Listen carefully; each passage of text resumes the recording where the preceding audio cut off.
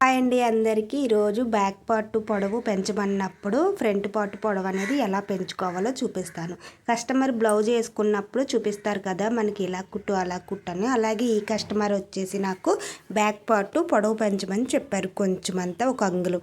కాబట్టి నేనైతే back part కత్తిరించేసుకున్నాను. ఇప్పుడు ఫ్రంట్ పార్ట్కి 1 ఇంచ్ అనేది ఇక్కడ పెట్టుకుంటున్నాను, జస్ట్ ఎక్కువ అనమాట వీళ్ళకి.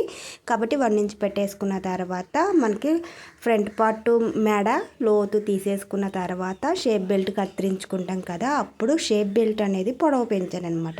షేప్ బెల్ట్ యాక్చువల్గా అయితే మనం 3 ఇంచులు 2 ఇంచులు అలా పెట్టుకుంటాం, కానీ 4 ఇంచులు పెట్టి ఎక్కువ కాటన్ క్లాత్లు అయితే ఎక్కువ వేసి స్ట్రాంగ్గా కుట్టాను అనమాట. అంటే షేప్ బెల్ట్ అనేది కట్టేసినట్టు ఉంటుంది, స్ట్రాంగ్గా ఉంటుంది బ్లౌజ్. ఎదరికి అనేది రాదనమాట వంగున్నా కానీ కస్టమర్.